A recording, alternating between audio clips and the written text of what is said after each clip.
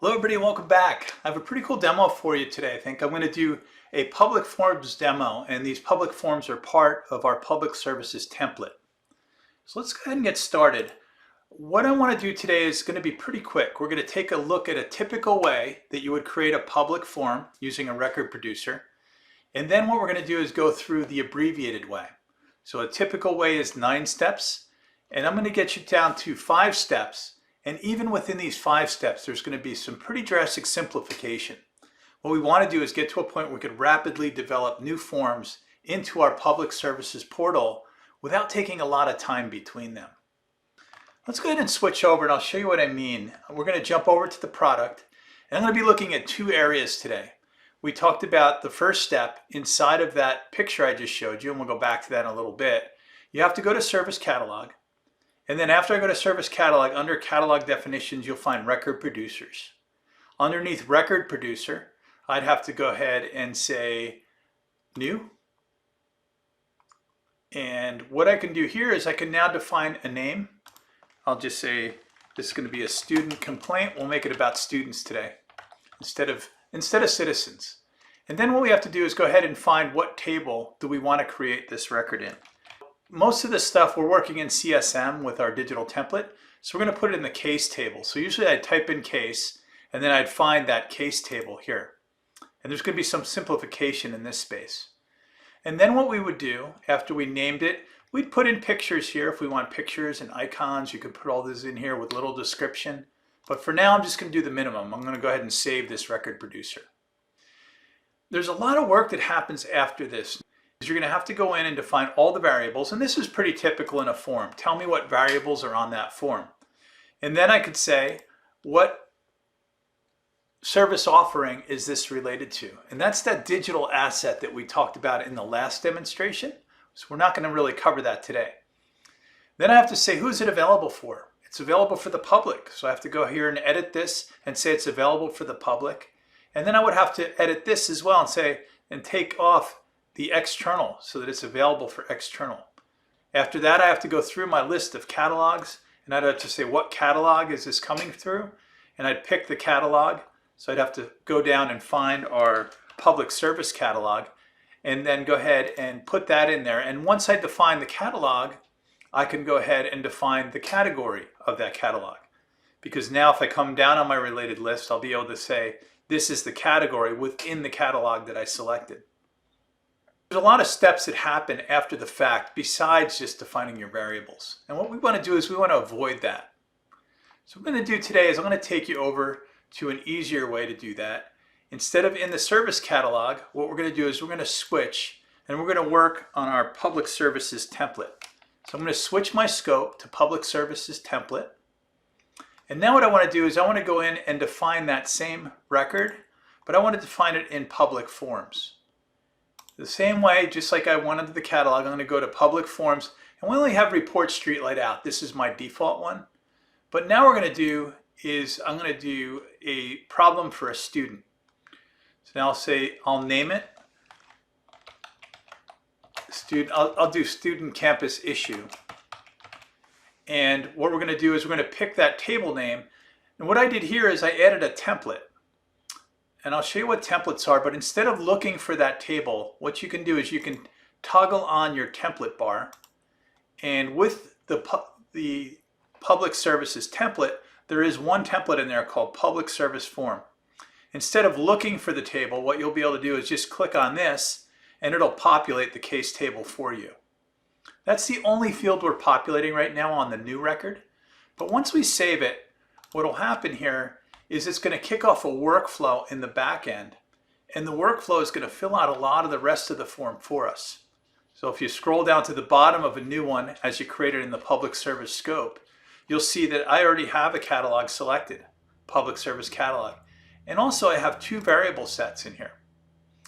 So all I would have to do in order to get this into my catalog is go into categories, and it'll only show me the categories that are in my public service catalog. If I say edit here, I'll go ahead and put this into my non-emergency services, and then I'll go ahead and save that. And you'll also notice that it put 2 default variable sets on there. and we'll take a look at those as well. So it did put some defaults in here, and this way you're going to get something in that record without you having to do any definitions. And that's all you have to do when you're using the public service template to create a new one. So what we'll do is real quick, we'll take a look at what we just did. And those were just the few clicks. I did basically 5 tasks in order to create that new item. And then if I go to my pub, which is my portal, you'll see inside the portal that I have under services, non-emergency services, I have student campus issue. And if I click on student campus issue, you'll see that I have an issue here that it says, give me your description and then pick your location. So this is with every form, these are default. If you don't want the map, you can go ahead and delete it from the item. But by default, we're adding the map so that you can find your location and you can describe your problem in the description and go ahead and submit that. So this should get you started very quickly. There's one other thing I want to show you, and we'll pick this more in the next one as I talk about these 2 variable sets. But if I log out here, what we're going to be able to do is go ahead and look at a little bit of a different form. So what these variable sets do, if I go back to services, non-emergency services, as a logged out user, I'll go to student campus issues, and if I click continue as guest, what it's going to do, it's going to give me a different look and feel on that form. So now it's asking me for my email address, my phone number, my first and last name. Because I'm in as public guest versus logging in, which I don't need that information because I would have already known that information. I'm going to spend some time in the next video on this map variable set and also the variable set on the bottom. But hopefully this was helpful for you in really seeing what we're doing with these shortcuts to create these in a really fast way. Santa Monica, I mentioned this before, we did 62 services. This lets you get to that 62 services really quickly. Before the template, we were doing 9. Now we're doing 5. And again, there's simplification within those 5 with things like the template that we did before. There are a few steps that is required to make all this work. I want to show you behind the scenes just so you understand why these steps are there. In Flow Designer, what I did is I created a new flow in our public service template called New Public Service Form. And what this is doing, this flow is firing off every time you create a new record producer, but only when you're within that application. So the application is public service template, and what it's going to do, this is where it's actually creating our catalog variable set. So this is where it's adding our public service common variables. This is where it's adding our map variables. And then this one down here is where it's going ahead and it's adding our catalog to that record when it's produced. In order to let this flow happen, what we're going to have to do is we're going to have to change some permissions. So I put all the permissions that you need to change under Public Services Template. There's a new folder that you'll see in there. It's called Access Producer Tables. By default, because we're in a scope, we're in the Public Service Template scope, we can't write to these 4 tables. Now what we'll need to do is set all these to true. And the only one that you really need to set to delete, because we're deleting that one where it says SNC external, it cannot access the record. Remember that one it had to delete, so we're deleting that automatically. But in order to delete it, you have to set it to true. And all these should be set to false when you initially go in there. So you have to set all these to true. The only one, like I said, in delete, the only one you have to really set to true in delete is this top one.